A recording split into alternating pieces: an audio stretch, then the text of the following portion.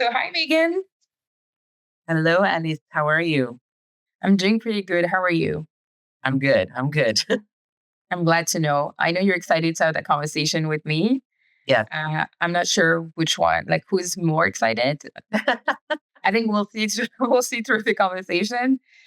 We both have a lot to say about what we want to talk today, and I'm really excited to see really the content of what we can come up with once we are put in the same space and talking about a very this specific topic. It's kind of rare, so it's precious. Yeah. Um, Finally, we recorded because we have lots of behind the scenes conversations about this. So yeah, it's it's true. good to have others listen to our ramblings. And they have an option. They can listen or not listen. We're not forcing them. We just think it's we have good stuff. Yeah. Yeah, exactly. This conversation is possible and is recorded for the Ready Plus project. The project is funded by the Canadian government through a grant called a Community Service Recovery Fund, which trying to help and support an organization enhancing access to services and programs. Through our project, so-called READI Plus, which stands for Racial Equity, Accessibility, Diversity, and Inclusion Plus, we are trying to develop an approach to help people shift their mindset and be better equipped and in a better position to really open up their environment to more diverse communities, especially historically underserved communities. The reason we start like where marginalization really happens, it's basically because it's fair. Because if they're historically underserved, they should have better access to program and services. But also, we believe that if you start from the margin and go towards the center, then everybody's included. It makes sense, and hopefully, we're right. One of the specificity of the approach that we're developing in the project itself is that we have a clinician on staff because it's important for us to remind ourselves that we have more in common than differences, especially the way our brain kind of is wired. And specifically today, we want to talk about emotions. We talk a lot about emotions in our project, especially in our workshops, because they play a crucial role in our daily life, the way we experience life, the way we exist, in ways that people sometimes underestimate. In one training, we talk about the nervous system um, and the role of emotions when you're activated and how it impacts your state and your personal, sometimes behaviors. We also talk about, identifying some questionable reactions to things that are uncomfortable and how to interrogate and not judge our emotions, and learning how they get in a way, but also how they can help us achieve a change. We also talk about uh, like the collective and historical aspect to emotions. And this is kind of where a conversation starts, because we agree, we are aware that we all experience the same emotion. There is no race to emotions. Like when you experience sadness, I experience sadness. Uh, Other people experience anxiety. Other people experience anxiety. Like this is where something we have in common. So there's a room for us to be more empathic with each other. But the way we express, the way we show, the intensity, the triggers, all of this is very specific and individual. And there's a intersectional lens that can be applied to exactly that topic of emotions. And I'm really passionate and I'm really excited to open up that conversations with you, uh, and help people have a better understanding of, equal when it comes to what we feel, but how we feel it. This is where the difference starts. Um, so I decided to hold this little conversation because we need a title. Uh, I decided to call it "You Need to Calm Down." And I know you have thoughts, but first, um, can you introduce yourself so people understand also why I choose you specifically? Maybe you can try and explain to people why do you think I choose you for that conversation. Yeah. I am a certified mindfulness teacher and trainer uh, through Unified Mindfulness. And Unified Mindfulness is US-based system of mindfulness practices with different techniques and so on. And it led by Juliana Ray with inspiration from Shinzen Young. And the reason I kind of landed into that space to answer your question, kind of give an intro, and then we'll segue into why I'm so honored to be on this with you through my experiences and certifications and all that. Specifically because that organization had held a or mindfulness and anti-racism, so social justice workshop led by a Black professor through the States. Her name is Rhonda V. McGee. And so Rhonda V. McGee has a book that's called, or I think it's called the mindfulness and social justice, and how to bring the two of them together ultimately is what she explains throughout the book. And prior to getting into mindfulness myself, officially, like in this way, like going for certifications and being able to coach and teach and train a lot, I had been kind of dabbling in it a bit in the Ottawa area, all led by white practitioners, all in studios that are ran by white practitioners.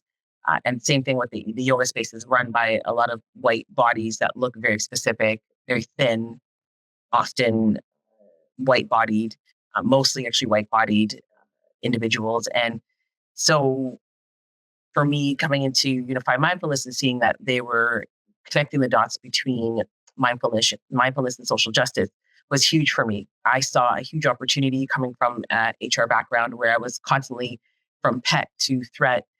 Oh, I want to do this diversity and inclusion work. I want to do this and that. And then I was fired when I would say, okay, well, to do that, it's less than just checking off boxes and hiring certain bodies, which is incredibly performative. And it moves into, what does inclusion really mean? And the lens of psychology, right? And how that plays a part into how people will come into environments, and some bodies will feel the oppressive nature of that environment through policies, through performance reviews, through the talent acquisition process, through the whole HR process, and then how that plays into the culture of the environment. And so ultimately, there was always that lack of mental health and that lack of understanding how humans are psychological beings, and how social injustice and social justice need to include those considerations. And then ultimately, just was the best option, the most accessible. And I found the practices in there, although the representation is not great in there yet, we're still working on it. I support where I can in that, but they are very intentional about it as well. Their practices are accessible, very accessible. So you can bring them into a neurodivergent environment, to neurodivergent students. You can bring them into Black bodies who may experience or challenges in accessing meditations because they may be trauma invoking and triggering as well. Especially when, it's like your title is, well, just, calm down, or just breathe, or just meditate and it will go away. And so all of these things that whiteness puts into wellness that makes it incredibly performative was ultimately what led me into doing the work that I do to bring those skills and those credentials, that training that I have to Unified Mindfulness, into what me as a Black-bodied individual sees, feels, and hears myself, and also experiences working with youth and with educators as well. And then seeing things like in the education system, like social emotional learning, mindfulness, and so on, that are sometimes used to pathologize our Black youth, right? And I speak specifically to the Black body because that's all I can really speak directly to, although I know there is research that speaks to Indigenous bodies and bodies of color in a different way around that. So that's really what led into this conversation, is that I kind of got sick of not seeing that gap ever addressed, and that it motivated me into the work that I do. And then, Alice and I have had like incredible, inspiring conversations and opportunities to work together in different ways and work with community in different ways that have always connected and resonated to the same feelings and thoughts that we've been experiencing as well. So that long story short, there you go. Yeah. You said a lot. And I think we're going to need to take pieces of what you said and just maybe explore those concepts a little bit. Like, of course, you mentioned the T word, the trauma that we are experiencing that we might have in common, but also, when you go to another level, another level, and you go to the collective side of trauma, we're not equal with that, like toward that experience. Um, but no, it is so fascinating. And one of the things that fascinates me so much is that when I'm in the space with people like you, like we get it. Like we instantly get it. It's even like, and it's great because we can further the conversation, but not everybody is where we are at. And I wonder, like, I'm always kind of struggling with people when I see how obvious it is to just put mindfulness and social justice together. But, there's a lot of people who would tell you like, okay, mindfulness is for everybody. uh, why do you have to put social justice in everything? Why do you have to bring up race all the time? Like, it feels like people think it's a trend when it's not, because like things are coming to the surface that they were not entities for a really, really, really long time. And so what do you usually say to people when they're like, no, come on, like stop seeing things everywhere. Like, let's just be even unified. Like, let's be unified behind just mindfulness for everybody. And let's not just try and create divide. Like, what do you say usually? Yeah, the interesting thing is in the work that I do, because it is so prickly, like texture wise, when I say it's like it's very prickly. I'll give you an example just to speak a little more to what you're sharing. So I do a inclusion special session in the Compass training of unified mindfulness, and the Compass is the last cert. So I was the first cohort to take that cert a couple of years ago. And so I've been working with the past two cohorts as well to deliver this workshop. And in this two-part workshop that I deliver, I talk about how to be a teacher trainer that in a way that is considerate of specifically safety. So I love Dr. Gabor Mate's definition of safety as not the absence of threat. So threat can be present, but safety is the presence of connection. So not the absence of threat, but the presence of connection. And so I don't necessarily focus on, giving definitions around what racism is, what discrimination is, what prejudice is, what biases are, what microaggressions are. Like, I don't focus on giving the high level theory to individuals specifically. What my focus is on is how every body accesses safety differently. And so how can we, as teachers and trainers that are holding the space, consider that, and how the need for connection is a human need. And this gets into the work of nonviolent communication, because NVC, or I like to take it a step further, nonviolent consciousness is about really understanding we all have needs, and we'll find a violent way to get them met, or we'll find a nonviolent way to get them met. So ultimately, when people come to me and say things like that, right? And this happened in the training that I had done, when people actually, likely, I believe, because it's an anonymous survey, but it was actually, I believe, to be a Black-bodied individual who resided in a country in Africa that happened to be in this cohort. And I've heard our own people say things like that to me as well from different parts of the world, because how we in North America access when people or identify with, I would say is a better word, how we identify with oppression and racism and discrimination looks very different. How we identify with whiteness, how we identify with colonization and things like that. It's very different in North America than, for example, my dad's heritage is Jamaican. So when I go to Jamaica, although they were a part of the Commonwealth, the way that they access whiteness or recognize internalized racism is very different. So colorism and things like that are very present, but it's not really something that they find to be oppressive uh, in a way that we would hear, right? And so bleaching is like a very normal part of the culture down there, and so on. So, when people come to me and say those types of things, I can recognize that there's a need behind it, and this is where that NVC comes in.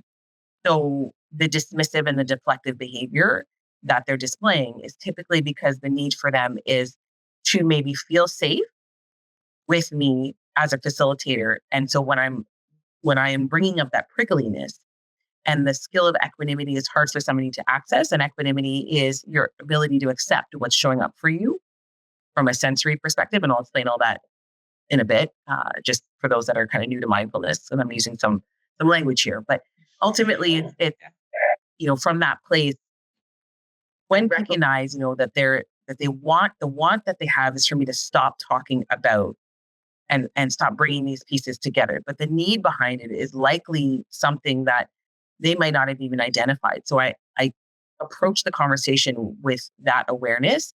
And when people are open to it, I may ask them more questions. But ultimately, when 10% of people may get what I do, 5%, 1%, and that's okay because it's not a performative practice. So it's for real transformation to happen. People need to be prepared for loss and grief. And that comes up in what we believe. We have to sometimes let go of parts of our identities, what we believe and cultural norms and what whiteness represents to us. And we have to face those things. And we're not always ready to face those things, me included, right? So that's how I approach it, is this that compassionate lens of everybody's doing the best they can in those moments, even if the best they can is harmful. And so I will approach it from that lens and try to create a container for the bodies that may be impacted by it. And also just decide, like, do I want to listen? I'm a big Tupac fan. So, I will get my Tupac on and I'll get ready to kind of, there's days where I'm like, okay, today I'm ready to kind of go at it like this. And other days I'm like, like let things go and let things slide. And the only way I can navigate that is if I connect with myself to know where am I at right now and what's going to come out, what's my need in this, right? I can't really control the external parts of it. Does that make sense? It does. I think it does. And what I found super interesting is you said, people are not ready to let go, but also you said we have a deep need for connection. And if we're connected to the wrong things that are hurting us, but they still give us that sense of connection, then I can see why, grief and being ready to lose something and working on, building different type of connection. It's very interesting, honestly. And like, let's just try and shift, because you are really good at understanding the people you interacting with perspective. Like, it feels like it's very important. And that's a superpower. That's something that we teach in one of our workshops, that, it's good to understand your own perception because you need to understand yourself, but other people's perspective. So, like, so much value in what you just said and what we can get from this. But I'm also interested in your perception, like from your point of view, the question that those people raise, like your own perspective, like, does it make so much sense to have to take like mindfulness and like pair it with social justice and having that understanding of no, mindfulness should be adapted to be accessible, because that's something we talk a lot about in the project. Like, you have that amazing tool, is it really accessible? And so your work is around access, really. So from your own perspective, why is that so necessary? Yeah. Like like like like Probably answered this so many times, and every time I do, I reflect after and I go, I could have said this, I could have said that. So I'm just gonna take a moment and think about that question a little bit more and let it land in my body as well. like like like The thing that comes up for me is more of a metaphor. So like I will share that, and then if something else is inspired and birthed and emerged from that. Individuals, humans, going out into the world in our own individual awareness and weather systems, ultimately, we have three sensory categories that are dictating our perspective every moment of every day, right? And if it's unchecked, it's kind of on auto, and that's okay too. But when we're sitting in a meditation, we can actually really like access that and get texture to that, and that is in seeing, hearing, and feeling. And so seeing would be like the mental screen or what you're actually seeing through your eyes. Hearing is in between the ears, any chatter, any sound, anything like that. And then the external sounds. And then feeling falls into the somatic body, so the physical body, as well as the emotional body. And that also includes taste, touch, and smell. And so every experience we have, we are we are having these sensory signals come up in these three sensory categories.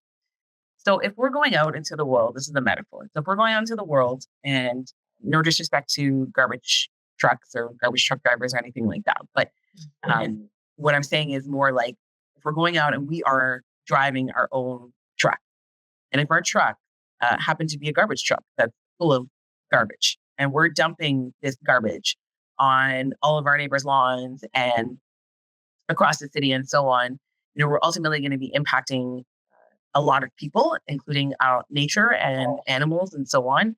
And so if we're just doing that because that is the only way that we know how to, well, let's say regulate, because we're going to talk about that. So I'm going to kind of ease you into the next part. But yeah, regulate, right? And we're just out kind of dumping our stuff on everyone without an awareness of how it's impacting others, or like with an entitlement, right? An entitlement that like, well, I got so much going on. So, I'm going to dismiss what you're saying, and I'm going to dismiss what this person's saying. Then how are we helping support all of the collective human race thrive? How are we taking responsibility for ourselves and our impact on overall society, right? And that is why, for me, it's really important is to recognize that although it's prickly and it's uncomfortable sometimes, like that discomfort and all the texture of that, where the prickly and whatever you want to stinging or whatever somatic word you want to use for it, as to how you experience it somatically in the body, like like it's not the same as being unsafe. Mm-hmm. And so there's a spectrum of safety as well, right? So like when we can learn the skill of equanimity with those sensory signals that are coming up, because first we need to be aware to be able to turn towards it and identify them, and then bring that equanimity to accept that, hey, this is where I'm at right now. I'm not ready for what Megan's message is. I'm going to dismiss, deflect, or whatever that may be, or whatever that looks like, right? Then we're able to do less harm to other people and to society. And so a lot of the programs that I do are rooted in reduction of harm, prevention of harm, reduction and prevention, and recovery from harm. So that that's why I think it's incredibly important. Harm is unavoidable. Conflict is unavoidable. It's true. Part of your human experience. It's part of the experience, right? So how do we take responsibility of our role in that, and ensure that, we are at least reducing that harm the best that we possibly can. And that may look like harm recovery. So when we make a rupture, we repair the rupture with the individual or with the groups of people that we've done it with, right? And all of these things, I think, the other thing I would add to it too, not going too far in a tangent, is when we think about how capitalism and consumerism really benefits from us turning outward and turning away from ourselves, and also us being that, in that role of no responsibility and being that dump truck of like it's very easy. Like it's because it's easy. Honestly, it's easy. It's the easy route, and it takes a lot of work. It makes money, right? It makes money. Like when we go out like that, and we're behaving like that, and we're going outward for everything, and everything is everybody else's problem. Yeah.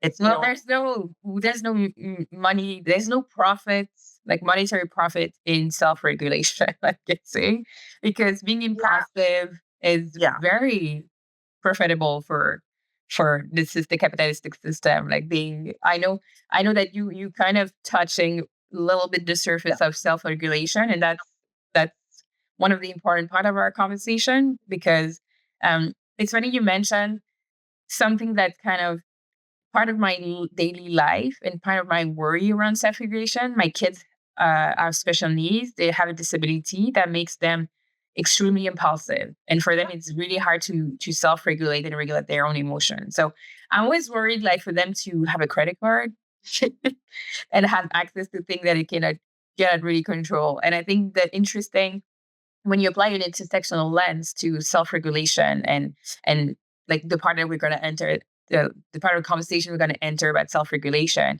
is that we're not equal like when it comes to regulation, like to having the ability to regulate, because it depends on your capacity, like your abilities, but also, your experience, like how much do you carry to just be able to access a safe way to self-regulate. So, just for people who don't think it's that big of a deal to understand self-regulation, we in the program, we know it's a key aspect of doing the work and changing your life and changing your environment, and creating really the change that people think they want.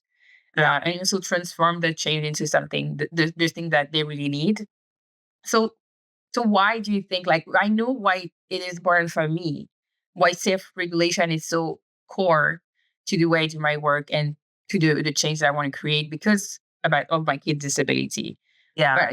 But for you, why is it so obvious from your perspective as a person, as a parent, as a community member, but as a professional? Like, why is self-regulation so important, especially these days? Yeah. Well, I'll define self-regulation first, and then I'll talk about why it's important. So, different ways of defining it. One way is to define it as the mastery of skills that control what we think or how we feel, and then how we act and how we behave. So it's really, self-regulation is a way to regulate in mindfulness, so that what we're seeing, hearing, and feeling, um, Like, and how we express that, right? So if I hear, "Oh, you disrespected me," then I might also hear, "You better get her back, girl. You better tell her now that she better stop. Like, that's not acceptable behavior." And then I might feel in my body heat rushing up my body. And then I might also hear something around shame of like, "You're such an idiot for letting that person disrespect you." And then from that place, I might just react, right? That is just one like small example of it. And then there's, I also have a child with ADHD. My partner has ADHD as well. And so there there is that impulsivity as well that happens.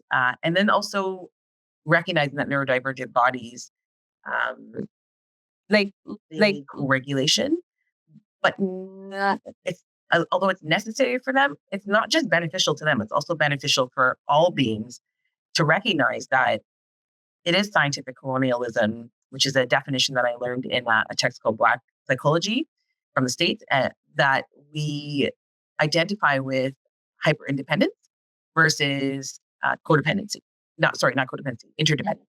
Yeah. So we are interdependent beings, right? And that like, that disconnect of what we swallow, I like to say, what we swallow it of whiteness and the impacts of colonization, is that independence is the goal in a certain way, and it looks a certain way, and it's very centered in Eurocentric psychology models and so on, and studied in a very specific way. Versus people of the African diaspora, we actually believe in community, and we are Ubuntu, right? Like, I'm okay if you're okay. We are interdependent beings, and so co-regulation for me falls into that. And so you can see the difference between how scientific colonization has impacted how psychology defines self-regulation, and how it's different for different bodies based on the values and the psychobehavioral modalities and how we relate to nature. Like, it's different for different bodies, and that's okay. The challenge is, though, the higher education in North America, anyways, the scholars that they are referencing and so on, the Freuds and so on, they're focus on that. they're focused on that, but they're focused on a lens, doing the best they can that is better than whiteness. And for me not being aware of it. And back then that wasn't a thing. Like, colonization, or like the way that we look at things now, it's very, very, like very robust, and with a lot of intersectionality as we look at these different things. So for me, it's important, self-regulation, because again, it supports that ability to take responsibility for how we are present in the world, and also to bring that lens of intersectionality, because the goal, I guess, what I'll say, because we're gonna have a part two, possibly. The goal is to recognize that dysregulation is present because something is happening that involves, like, it's like we have a radar that's going off, and dysregulation typically happens when that radar is going off and trying to tell us something. So when we're disconnected from the body and we're disconnected from ourselves, our mind, and so on, and for spiritual bodies, we're disconnected from our spirit, from our soul, there is going to be an alarm that goes off. And dysregulation is not necessarily something that needs to be condemned and necessarily something that needs to be Like, villainized and demonized. And that, again, is that approach of let's just focus on getting all of our students regulated is because the system, the school system specifically, I'll just use an example, has a need for order. And with that need for order, right, recognizing that the bodies in that don't even realize that they have then internalized and swallowed that need for order as well. And so that need for order then dictates their behaviors, and the system in itself is oppressive in that way versus maybe the students don't have a need for order in that maybe they have a need for connection in that moment, or I need to be heard and seen, or I need to something like that, right? To be understood, whatever that may be, for connection, for affection, for intimacy, right? Maybe there is a different need there to express themselves. Really. yeah, Right? the system uses control to gain order. So, so self-regulation is important. It's just how do we identify with self-regulation and how is it used? Just like nonviolent communication, right? We can use all of these things to say, well, Like, when we see a Black-bodied woman who is defending her position to say, hey, like this is not okay, and set a boundary. Well, that's violent. You're not following the steps, and so these things can also be used in a way like as a weapon, right? And everything like that can be used as a weapon as well. Therapy and all these types of tools. So it's important to have that awareness that is intersectional, so that when we are looking at these very important and very helpful, very objectives, that we are clear on who are they for and who benefits from them and why. you're Why? onto, you're onto so many different things because I'm listening, and I hope people don't miss all the parts of the conversation because everything that you mentioned, even the fact that you are, I don't say it was not even planned, but the fact that you mentioned nonviolent communication, which is a tool that you use, and you acknowledge that, oh, it can be weaponized against people, saying this is what nonviolent communication is, and what you do isn't nonviolent communication. Please adjust your behavior accordingly. When Tone policing, right? Tone policing. policing, when in fact people should acknowledge the fact that some tools need to be adapted to be properly used. And this will for people, some bodies. This is where I love Dr. Jennifer Muellen's work. She just wrote a book called Decolonizing Therapy. I highly recommend it to everyone. And don't rush through it. She even says at the beginning of the book, it's a slow read. You let it, let it marinate. And we're decolonizing even the way we're ingesting like the content. And I love that about her. But she specifically just talks about righteous anger. And that is just such a beautiful thing because we look at, again, I'm a big Tupac fan. Tupac's mom defended herself in court as a Black Panther. And later, found out Black Panthers, the history of it. FBI actually set them up and went in and did a ton of assassinating and set bombs and all kinds of things and framed bodies and criminalized bodies that did nothing, wrongfully accused for longer periods in jail. And she was pregnant in jail and stuff. And so, her anger was very righteous. Like all of that she experienced was incredibly problematic, very oppressive. And so the goal isn't always to be calm. The goal for me as a mindfulness educator is to bring that sensory clarity, is to bring those skills, trying towards ourselves, getting sensory clarity and bringing equanimity to it. So the equanimity could look like, ooh, I'm seeing, hearing, and feeling the anger. And the equanimity is like, it's okay for me to be angry. Like I just out of that. And anger has, especially in Black women who are behind so many of the social justice movements, anger has initiated all of those, so many of those movements. It's been an inspiring sensation and emotion to experience. Well, understanding emotion is very much about trying to realize that emotions play a role, like they have a role, but where do they lead us? Like, do they lead us to something that's destructive and toxic, or do they lead us to something constructive? And if you need like anger to just go have the energy and the force to go towards the goal for social justice, for example, Yeah. I feel like it's fair to say that it's a good thing to accept that emotion.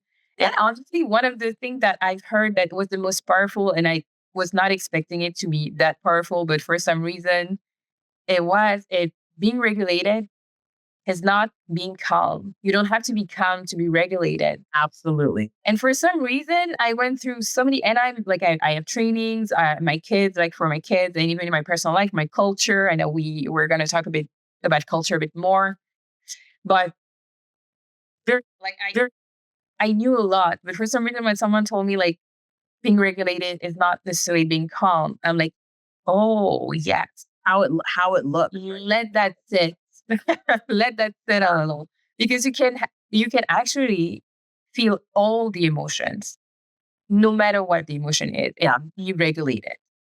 You can absolutely be like mad as hell and still being regulated. You can be excited. You can jump everywhere. You can be just over the top and being regulated. And I think that's something that's important that people to hear, that your relationship to emotion matters so much, especially when you carry so much. As Black women, like there's a lot that people cannot see that we go through every day, and that's pretty intense. Yeah. Yeah. I'm going to leave it here because if I go any further into into what's coming up, I'm just taking notes while you're saying things so we can do our part two. I know this is a lot of fun for individuals, so we don't want to throw everything at you. And yes, it is like a delicious feast, and but sometimes you want to have some leftovers and you want to come back to it, and some of those leftovers are really good the next day, right? So just want to let have some space. So I think, I think I would. I'm trying to think if I would add anything because what is coming up for me definitely speaks more to the intersectionality part of it. We've touched a bit on it, um, and I've touched on practices around self-regulation, which for me is just finding ways to access practices that allow me to bring awareness to myself and allow me to honor that need for safety being through connection. So sometimes it is in solitude, and sometimes it is having a delicious meal or doing something like this with you, in community, right? And that's okay because we are interdependent, and that for me has also been a decolonizing practice of like hyper independence that my trauma had uh, had kind of created around a belief, like several beliefs and my identity, and shedding that and being okay with shedding that and saying, okay, I actually need people. I need people. I need community. We need each other. And that's okay. It doesn't mean you're weak. It doesn't mean there's something wrong with you. Right. And that is where, that is where I think the magic really starts to blossom in that space and that awareness. So I'll leave it there. If you have any more questions. Well, actually, before we take a break, I would be interested because we're going to talk about more community and culture and things like that after. But so to close kind of the door of the self-regulation conversation, like, can you share, because we didn't talk about the title, but can we go back to the title? Like, you need to calm down.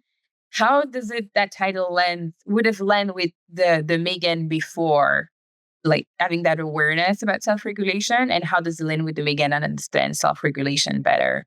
And what I mean is that how would it land for someone was really just unaware of any of the tools that you have, and from a marginalized community, from a marginalized body point of view, to being told like you need to calm down. Yeah. I'm going to be very honest with you. I used to get very angry.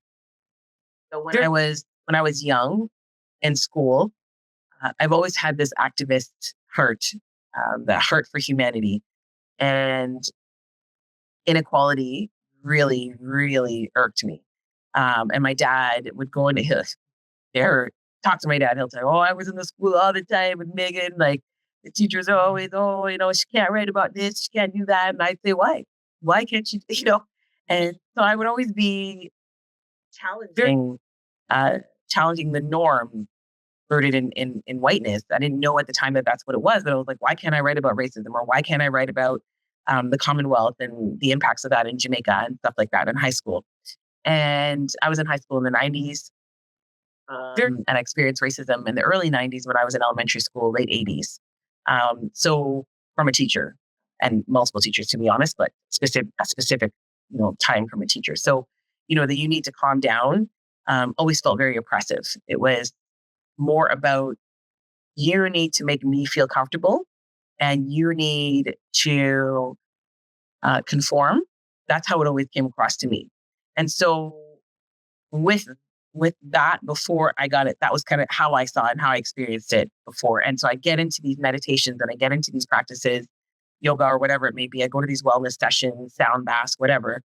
And that would be the narrative. Okay, you need to calm down, and there, I would just, I would always feel very, very withdrawn, frustrated, and angry, to give specific language, like emotional language to it. And the need was to be authentic. So my need was to be authentic. And so, and the freedom of, freedom, any Black body, when we get a taste of freedom, there's something ancestral that happens. And I believe it goes back 7 generations in our womb, coming from different places, right? So when their freedom is challenged, there, this specific calm down feels oppressive for that reason. Okay. And now with the work that I'm doing, mindfulness and integrating that nonviolent consciousness and so on, that is really giving me a lot more grace and compassion, because I'm now able to accept more of when you just need to calm down. Like, I'm able to accept that it brings up anger for me and frustration and so on, because let's not intellectualize our feelings. So it just brings it up, period, right? And can I be with it? And can I sit with it, right? And so intellectualizing is like always trying to find a reason why we might feel what we feel, but it's actually pretty ancestral for me. That's it. Like, it just comes up. It doesn't fly. It doesn't meet my need for authenticity, and it definitely doesn't speak to all of the labor that our bodies have done around creating anti-oppressive and social justice movements so that we can have some level of freedom. And so I can bring that grace in, and also there that acceptance and the language and the ability to decide, right, and have choice, which also speaks again to freedom around how I want to respond to hearing those types of things. So that's what I would say. It's so good to know that. I love the journey. I love the way you describe your journey too. I acknowledge that I was extremely angry, and it looked like it was a problem. And then, I took the time to understand my needs, to understand what it means. And now I still accept it, but I express it maybe in a different way. And I let it impact my life in a different way. It's super interesting and encouraging for so many people in so many different ways, I think. Because we really wanted to kind of explain, but not explain, but at least have a conversation around the topic of self-regulation and emotions, because people underestimate the impact that emotion have, and also that this is the common element of our experience that we share, but there's definitely things that are different that we need to acknowledge as well. And that's kind of part 2. I'm not sure how we want to start this second part, but I know that even before we started the conversation, I realized this morning, and I'm going to share that with you. So maybe it can be a segue, or maybe not. We'll see how it blends. I realized that the new Disney movie Inside Out was just released last week. Yeah. And I haven't had a chance to see it. I don't know if people know, but it's basically how emotions happen in the brain of a little girl. It's part 1. And she has very basic emotions, which is disgust, fear, anger, joy, and sadness. I used the book with my kids, so I know them quite well. Yeah. And now part two was just released, and I haven't seen it, but I saw a few like people talking about it. I have friends who went to see it. And one that stuck with me was, don't go see it. It's not for you. And I'm like, oh, why? And the person said, it's not for you if you're not ready to accept that anxiety is ruining your life. Oh, interesting. Because it was super well explained. And what I thought was amazing for that conversation, the person they was saying this was a Black man. Because he was basically saying, I completely validate the content of this movie. It talks about my own personal experience. So it was very deep for me to think like, oh, emotions, we have that in common. This is a movie that's supposed to be inside the head of a white, blonde teenager, teenage girl. And then this Black man can relate because it focuses on emotion. So we can absolutely say that we have a common experience, like when it comes to the type of emotion we are experiencing. But make no mistake, there are crucial differences when it comes to how we express emotions, the room that we have those emotions, um, what society allowed us to do when we express those emotions. This is completely separate. And I think that's the part of the conversation that we want to have together. Is how being part of a marginalized group or being part of a historically underserved group like ours, like we identify as Black, like what is the impact on the next step with emotion, which is like regulating and expressing. Very, yeah. It's so interesting. I haven't seen the movie yet either. I know my oldest, she's almost 8, so she's interested in seeing it. So I will probably see it in the next like couple weeks. Um, very, yeah. So very, so that I understand the question is how do emotions in terms of regulation impact us as like I can't speak for all Black bodies, but as humans, particularly those that are experiencing. I'm thinking it's like when it comes to self-regulation, how does being part of a marginalized group impact how you are able to self-regulate and how you are like the expectation of self-regulation that when I think it's more of the impact of emotions, like how they land is different depending on not necessarily when you're Black, like when you're a man, for example. Like, you are men can be sad, women can be sad, everybody can be sad, but how we express sadness is very much there's an expectation. So we all feel the emotions. Yeah. You and I agree with that. Like it's a human being experience to be, right? And that's why we're human beings, not human havings. We're being in this experience. And so I think everybody experiences the range of emotions that we have, and not just one emotion at one time. Uh, Many emotions and body sensations and thoughts that go with that, and that again speaks to my mindfulness language around having sensory categories of seeing, hearing, and feeling as the overall 3 categories of how we perceive any experience. It starts with how that inner weather system is. And so that includes emotions and how we express them, though. So that's kind of the appreciation, we call it appreciation techniques in unified mindfulness, which is where you sit with and be with what you're seeing, hearing, and feeling. And all you're doing is just kind of labeling it like marbles in a jar. Which is hard. Very, very hard. And so this is like these meditations I offer on my YouTube page. You can get them on my website as well if you're interested in playing with them.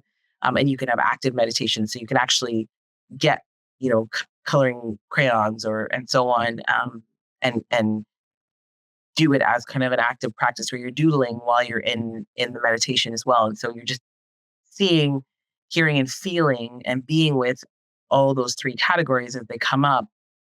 Like right now, if you were to do, I'm just giving an example before we get into like how we express it, because I think it's important as well for Elise and I to give you something to walk away with, to say, okay, can I connect with this content? Is it accessible? Is there a texture to it that I can walk away with? And so as you're listening to me speak, it's here.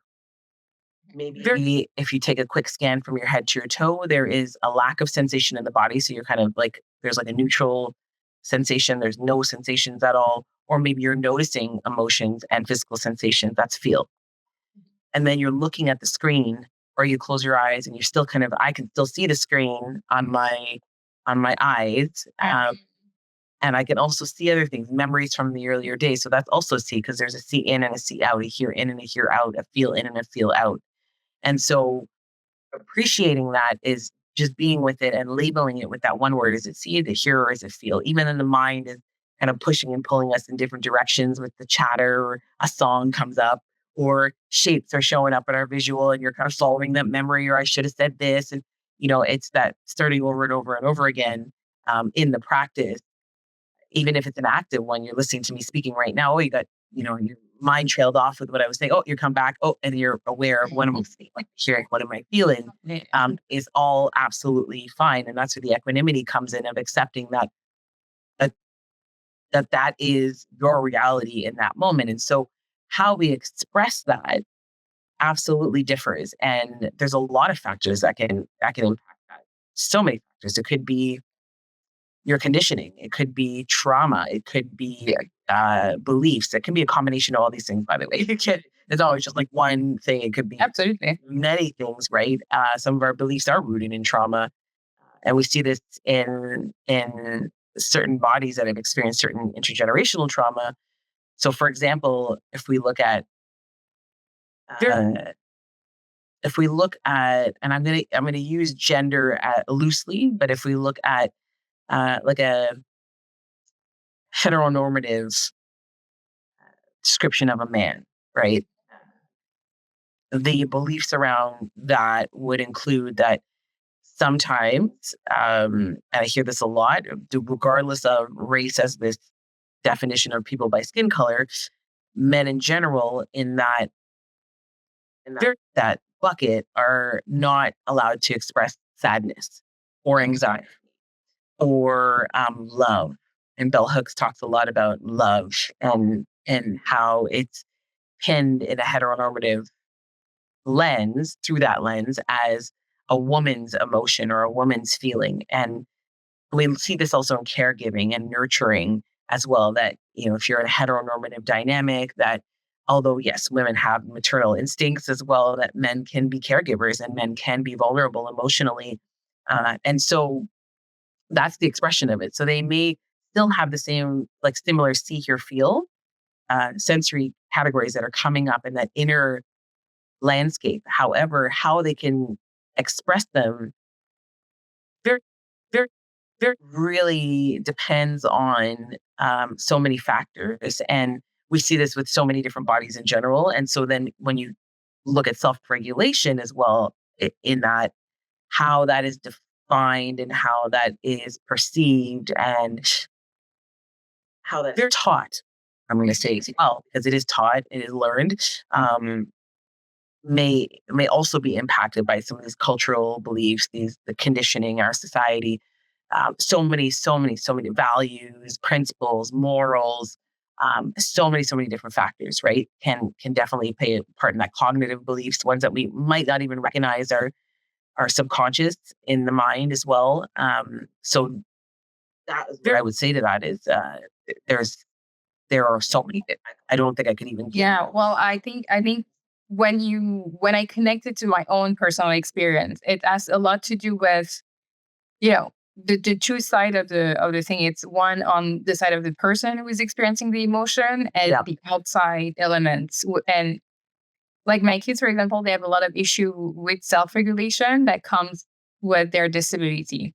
Yeah. Which means that they are less likely to look regulated, for sure.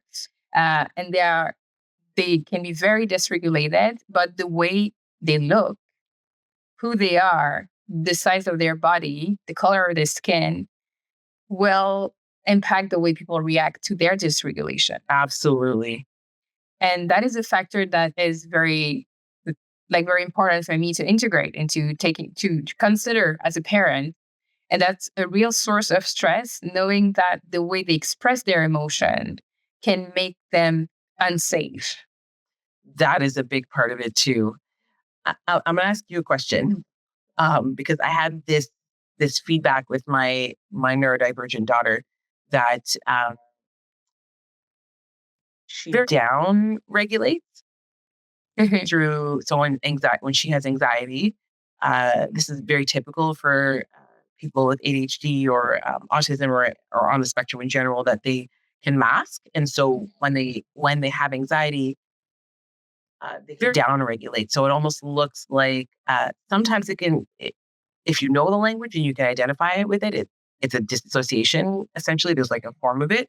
Another way is masking, and another way is it almost looks like they're like behaved, quote unquote, right? Because they're compliant. So have you ever heard or seen that as well as like a way to define self like regulation in your children or in children that you know that are neurodivergent as well? You mean that people confuse self-regulation and masking? Masking and Oh, yeah. Well, or down regulating. I think it's very typical for neuroatypical people to do that. It's the social consciousness of like being connected but not relating. That means that, oh, I know I shouldn't act that way. So let me just try and mimic something that looks like the expectation that they have for me.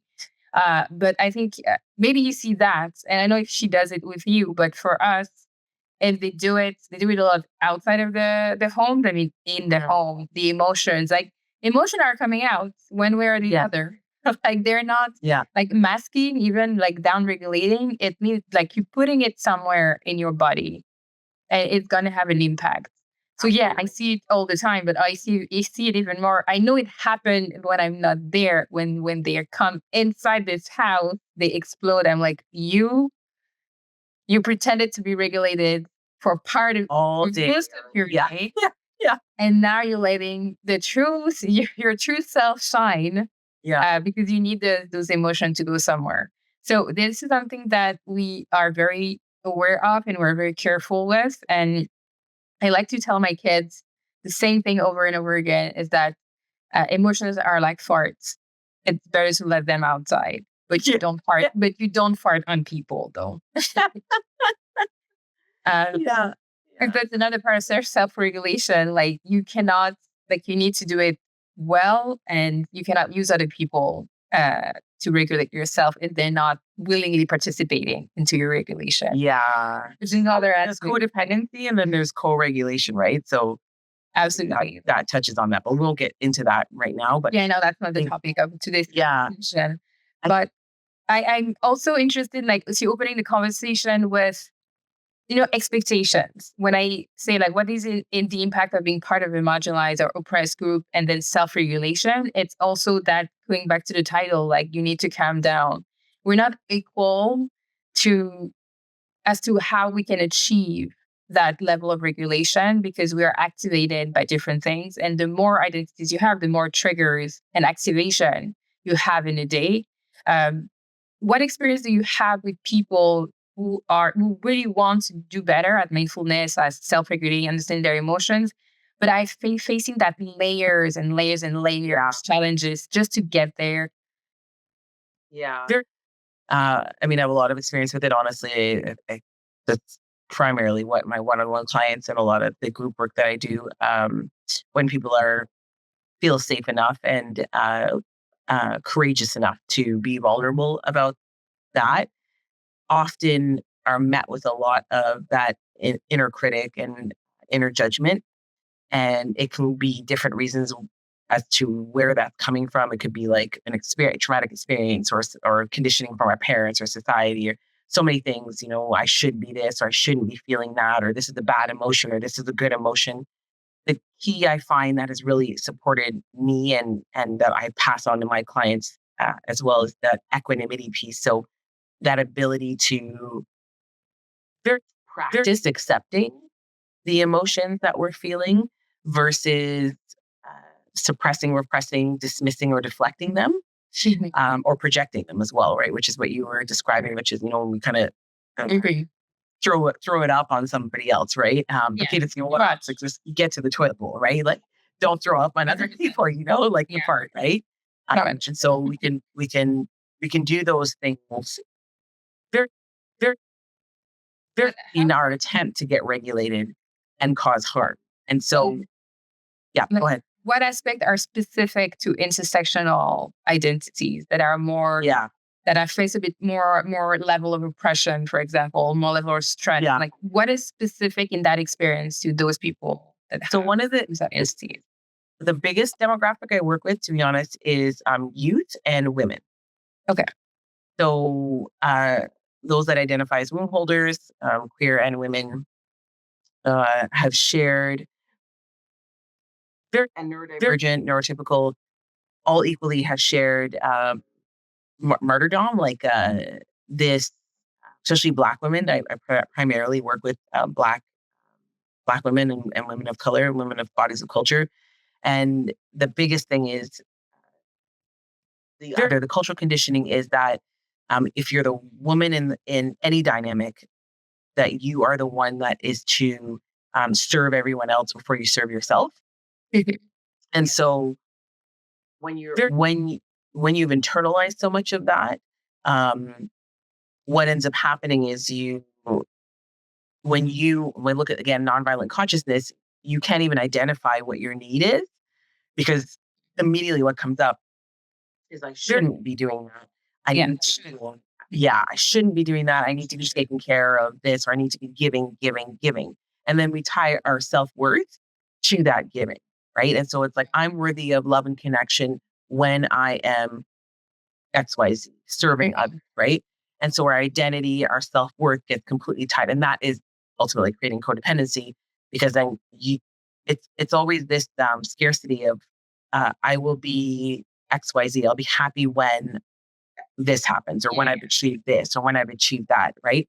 And so that absolutely affects self-regulation, because then the expectation is that these external things are going to regulate people, achievements, meritocracy, whatever that looks like. These are the things that are going to regulate us, are going to get us to that state of acceptance. I personally, pet peeve, don't like the just be calm, like just get to calmness. I don't believe, and I know from all the training I've done in mindfulness, that calmness is the state of a regulated person. A regulated person can be angry and have equanimity with the anger that they're experiencing. And so this idea that they have like a calmness as the outcome.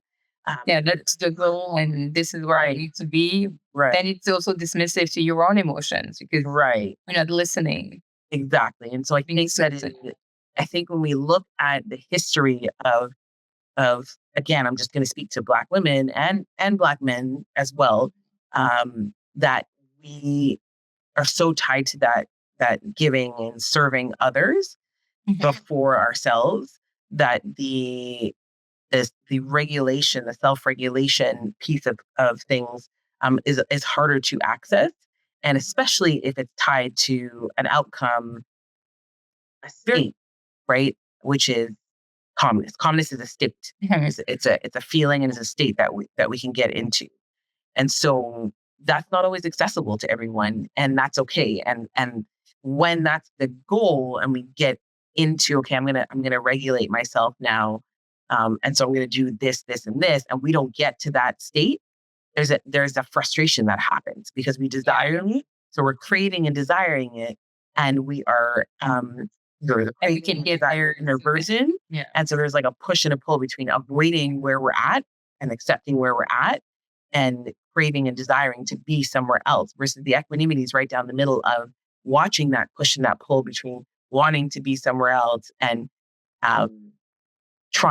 avoiding, like trying to get away from what's showing up for us, and bringing that equanimity to be with it, and not have it dictate how we are responding, I'm going to say, because reacting would be when you're in that push and pull, you're just kind of reacting to it and you're bouncing around with it. And the equanimity just allows you then to be able to be more responsive from a place of knowledge, right? Because the more you know about yourself, the more you're able to then to then be able to make that regulation possible and bring that equanimity into yourself. But again, like intersectionality as the lens, every body is going to have, when I look at like entitlement, like some bodies have a lot more entitlement.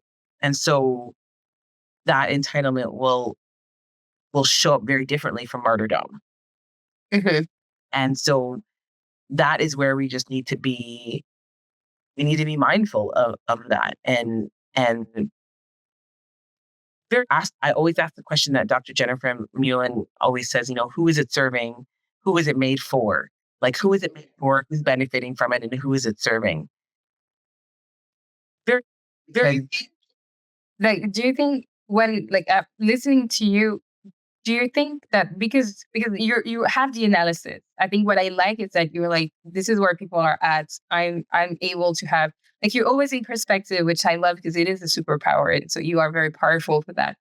Do you think when you don't have your vision, your understanding of, and that people have that longing of, oh, I need to be calm, like this is my goal, I want to be calm. Do you think for marginalized communities and Black communities, there's also a fear of their own emotions because you are here to serve and we're here to not like make waves, basically. But when we do not, like when we are trying to, when we are expressing our emotions, we are letting ourselves express our emotions because we're dehumanized, those emotions scare us and are not welcome into spaces. Like, what do you think? Yes, Attention. Yeah, I think we have to look at the data. Unfortunately, I hate saying that, but if we look at, for example, in school systems, how Black bodies, right here in Ontario, and also in Quebec, have a disproportionate disciplinary measures. So, for example, more Black students are as young as like kindergarten are facing things like suspensions and police involvement and like greater penalization for being human being and having emotions like anger. And so things like very so when with that perspective and with that information, a young Black boy can come into class and be angry, maybe because he's hungry. Could be something as simple as he's hungry and he decided to skip breakfast, and so he's hangry now. Right? When I'm angry, I'm a monster. So now he's come in and he's hangry. Maybe he's neurodivergent, so he just forgot to eat, drink, whatever that may be, right? That can be a reality of a child who's neurodivergent. And maybe that he's not diagnosed because culturally, ADHD might not be something that is understood by that family, right? Yeah. You never know what all the factors could be. So he's undiagnosed, doesn't have an IEP, there's no awareness, is not getting the support of an EA in the school system. I'm just giving like examples, and expresses anger. Okay. And this is just an example, right? So for whatever reason it could be, he's expressing anger.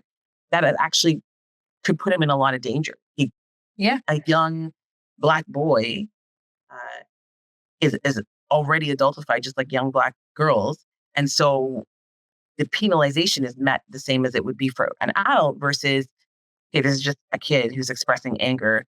They're not dangerous. But the rhetoric that we hear in society is that these bodies are more dangerous. And and all people are looking at is what is the way they express emotion. Yeah. It's like they don't interrogate the reason why. But the way they express the way they're looking at the way it's expressed, but the way it's expressed is expressed very similar to their white counterpart, like to their white peers, right? It's just Black body is interpreted very differently. There's a higher perception of danger. That's really what it is. It's about, is it dangerous or is it not dangerous? Yeah. It's just more dangerous. Right. When it comes, well, it's perceived as more dangerous when it's a black kid, really, regardless sometimes if it's a boy or a girl. Because I know one of my daughter is very massive, and clearly she can have whatever behavior she has will be considered more dangerous that if someone has the exact same behavior, but it's like a white, blue-eyed blonde girl. It will not be too immediate. Yeah, and so and I'm not saying that happens all the time, but there is data that says it happens more frequently, and it is it is happening more to our bodies, unfortunately. And so that, that will affect it as well. And that's just an example I'm giving. So I hope that answered your question. Yeah. I find it conditions our relationship to emotions for sure, because if I see my brother expressing some emotions and I see the reaction, and then I see my friend who's white experiencing the same emotion and the reaction, then I factor everything into my head. And now I'm like, oh, I need to be careful with the way I express my own emotions, because how am I going to be treated? And usually when you're racialized, then you're coming from the side of. Yeah. And I'll also say, not necessarily to challenge that, but just to add like another layer as well, to the human body, right? That you had mentioned, when your kids come home, they take off the mask and they let all the emotions out. The reason that happens is because they feel safe with you to do that and to be able to express that emotion. And what you just said is, you're observing the environment. Naturally, we're looking for threats sometimes. Sometimes for others, it's like we're in kind of a hyper arousal state because we've experienced a lot more threats and more trauma. So we're extra cautious and aware of what's going on. Absolutely. So that plays a big part in it as well. And the overall human body, regardless of how you identify, has a need for connection as a way to experience safety. And so if we can't achieve that and a threat is also present at the same time, then we are unsafe. And so to express ourselves fully in any way, we need to be able to access that safety. And some bodies are able to access safety a lot more frequently and in more spaces than other bodies are able to access safety. Absolutely. No, we don't have the same access to safe spaces for sure. So it's like a conversation that I had right before. Yeah. And so when you can access that safety, that need for safety and that need for connection, then you are able to express your emotions and know that you're not going to be experiencing judgment or backlash or even violence, right? Because it has taken the life of Black bodies. A Black body expressing anger. And so that's just a fact. Yeah. And not being able to be vulnerable is pain. Like it's a huge source of pain, and not to be able to be vulnerable. And thinking about the Black woman, like the kind of cliche of the strong Black woman, when we are expected to be resilient and strong, and we are in fact dehumanized. So people think it's a compliment, like, oh my God, you are like a goddess-like person. And I'm like, no, I'm also a regular person who wants to be vulnerable and needs support and need compassion, etc. So that is also a weird relationship. But I have to challenge something, because I know if my clinician was there, she would be like, oh, no, let's shift it back and change things. You said that our kids are exploding because they're letting their emotion out because they feel safe. And we know it's not true anymore. And part of the work that I do with clinician is trying to explain that to people, that it's not about feeling safe. It's about the need. What is the need that is expressed? What is the need at the core of the behavior? So when it's developmentally appropriate to still have like tantrums or just being angry and doing that with your parents, it does make sense, because you're learning and there are safe people where you can express emotion that you cannot control or self-regulate, because you're learning. So as long as it developmentally, it makes sense. Like developmentally, it can be seen as, oh, that child feels safe. But when, and it happens because we work with families who experience all the violence and aggression. Yeah. And so if you keep telling them it's because your kids feel safe, that's why they are so violent with you. At some point, you're like, there's something that's not adding up. And in fact, when you are very scared of losing someone, where's the lack of connection, where you're unsure, the attachment is not there, you can also express anger and aggression because you are insecure in your attachment. So there's a different reason why a kid would what you think, like, let their mask down and express their emotions. But that does not necessarily mean they feel safe. That can actually mean that they feel very and safe in their connection to you. And so they will create the condition for, pushing you away, or just are feeling that sense of, oh my God, something's wrong is happening. That's why I'm feeling so anxious, and I'm letting this out. So you need to go back. I'm curious. I'm curious too to how that plays in with attachment as well, right? Because I know from what I've read, and I took if anybody's in the Ottawa area, I took a parenting course with the Parent Resource Center, and they call it the Circle of Security, and it's really incredible, right? Yeah, and so it's not just they call it like the bottom emotions. So it's not just the violence and the anger. Sometimes people don't feel safe expressing like love and affection and um, some of those like more quote unquote pleasant emotions. And so the mask can be even just masking those emotions as well. And so I'm curious to know, when you were, 'cause for me, I was looking at both of them. So I'm just going to go back and kind of just frame that again. Like I, I meant like in general, like when they take that off, if they feel there may be a secure attachment between you and that child that allows them to then say, you meet their need for connection with you, and either on the top of that circle or on the bottom of that circle, whether it be those more pleasant expressions of emotions or sometimes the unpleasant expressions of emotions. But I do understand what you're saying around um, there. Violence is if it's repetitive, like violence and that type of expression. That absolutely makes a lot of sense. What you shared.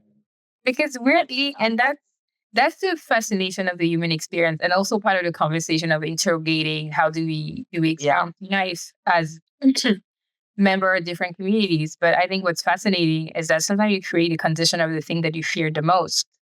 And True. you can actually abuse someone that you desperately want to stay with you, and someone that you really want to be deeply connected to, and someone you feel like you need, and you do everything to push them away.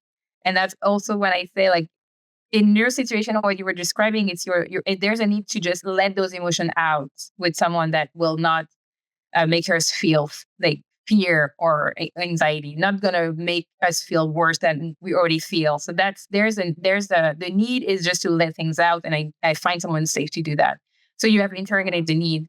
But sometimes the need is, I want to signal to you that I feel unsafe in our connection. That is instability in our connection. And so I'm creating the condition to push you away or to mistreat you, to see how you're going to react. How do you going to react to my feeling of feeling unsafe in our connection? So it's really going back to the need. And we can actually use that analogy with society and Black people. Yeah. Like I'm expressing, like, I want to be part of you, I want to be included, but also the pain that you're causing me is just makes me want to just explode. So that's a fun way also to look at this. Yeah, that's a very interesting connection. I like that connection. That makes a lot of sense. When I say I can chew on that. It's there's something there. There's something there with that as well. Yeah. Continue to explore. It's my gift to you. I know that we don't have a lot of time left, but I would love us to have, like, take time to have a chat about our own experience within our own communities. I know that we are both from the Caribbean, so this is the lens that we have. Caribbean cultures are very similar. My grandmother would just be really mad if she was hearing me saying this, because apparently from an island to another, it's completely different day and night. Even if we're separated by like a little bit of water, so like, no, we're not. But I can tell you from experience, having friends from all over the Caribbean, we are very similar. And so there's two things, like, from your cultural perspective, and I'm going to share my own cultural. This is a hard word to pronounce. Cultural perspective.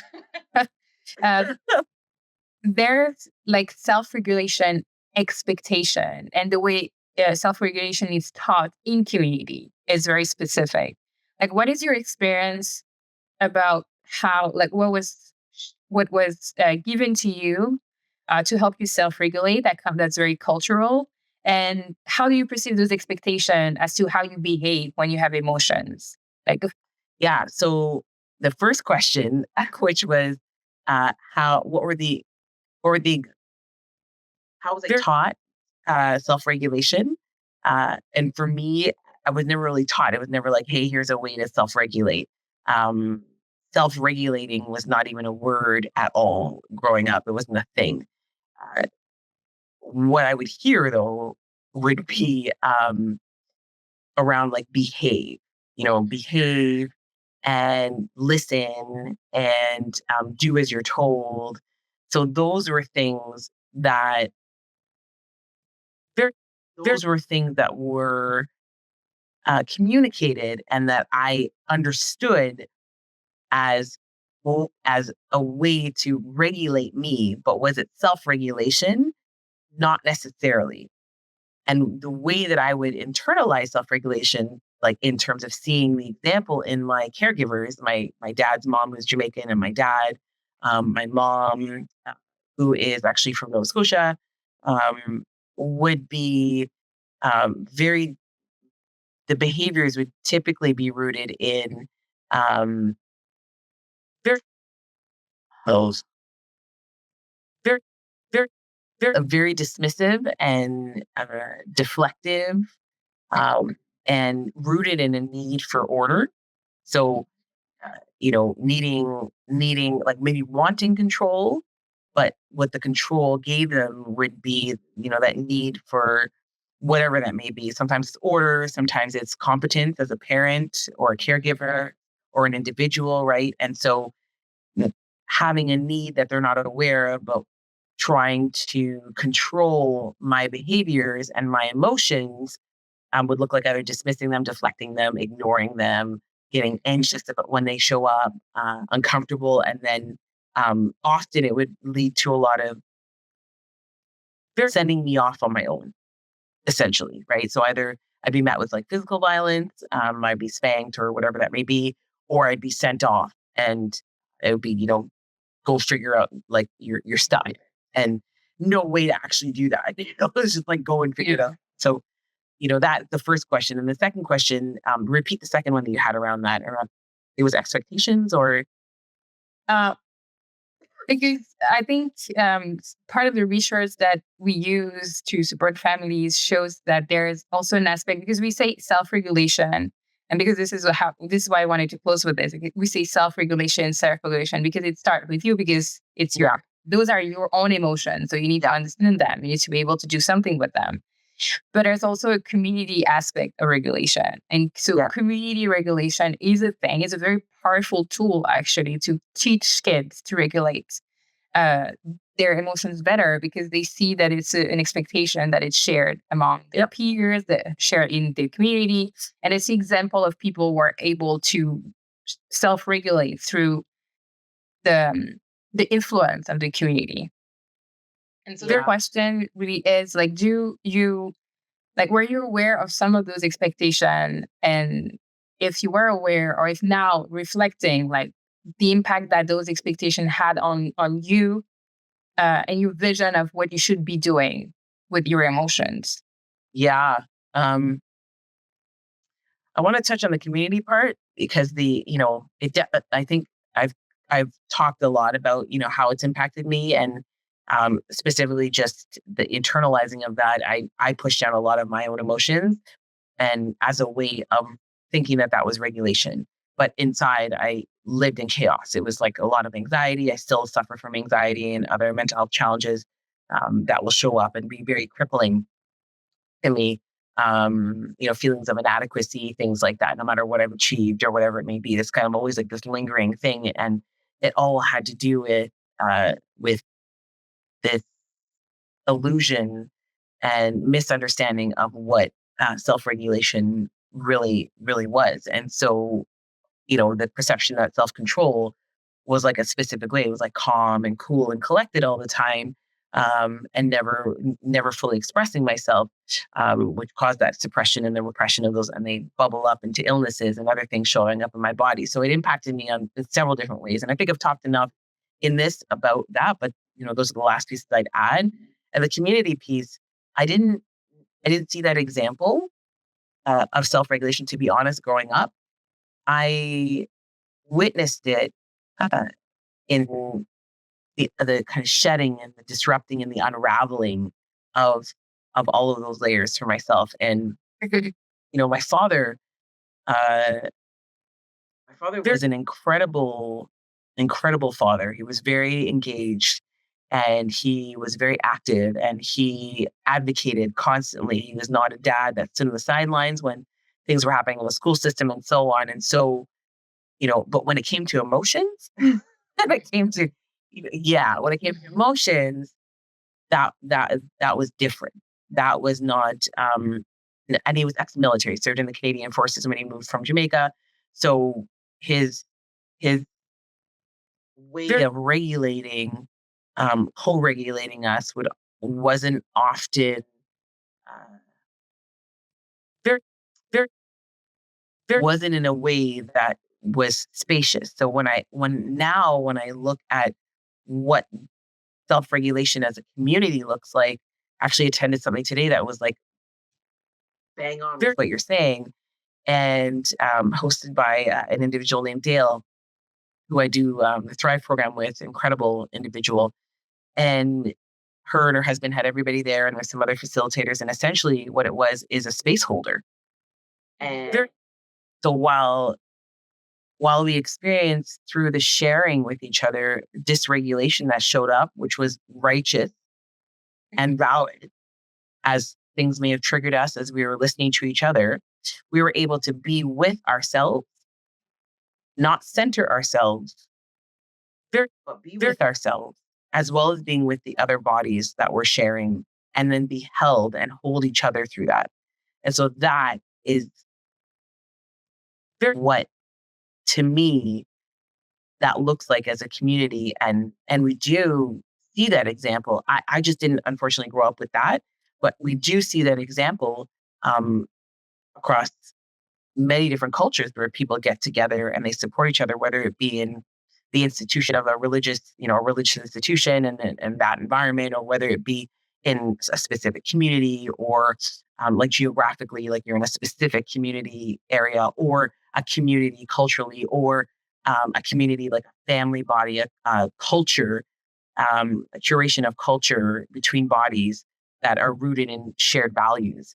And so that is really powerful. And that's where that interdependent piece comes in, where we don't necessarily center ourselves or rely on the others per se, but we do recognize our responsibility to each other and to ourselves. And we can hold that space in a way that that allows for everybody to feel what they're feeling without going, oh, you know what, at least when you cry, that makes me uncomfortable. So now I need to center my discomfort and take away your crying, right? So that's an example.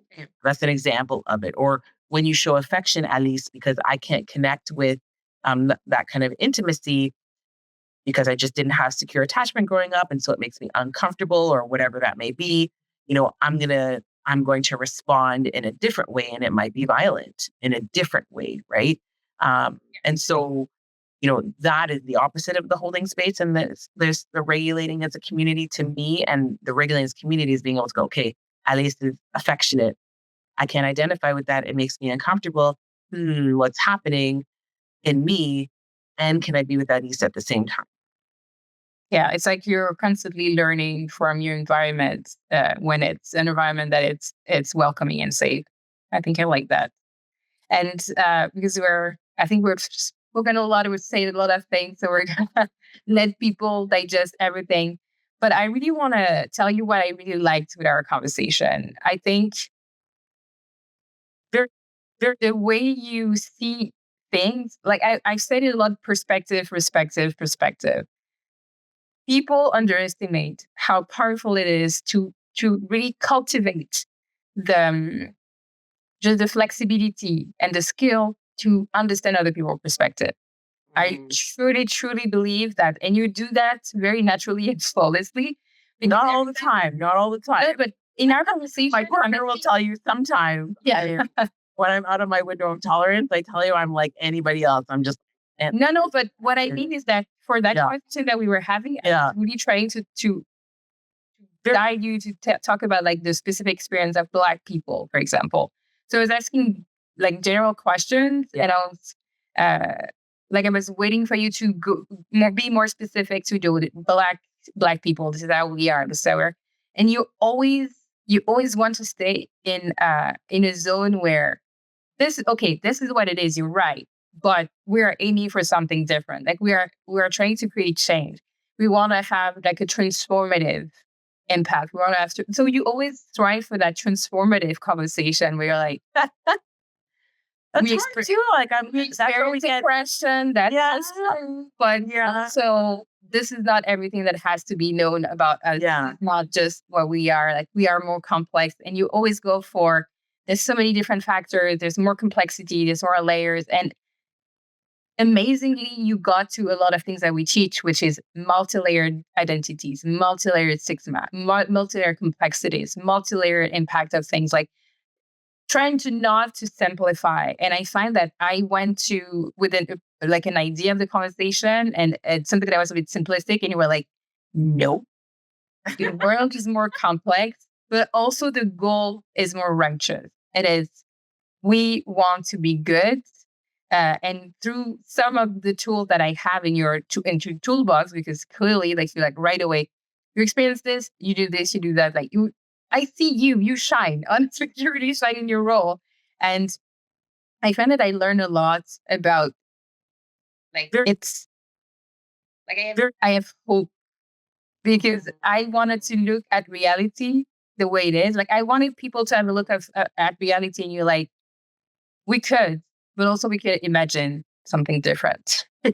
We could also try and create and imagine what it is on the other side.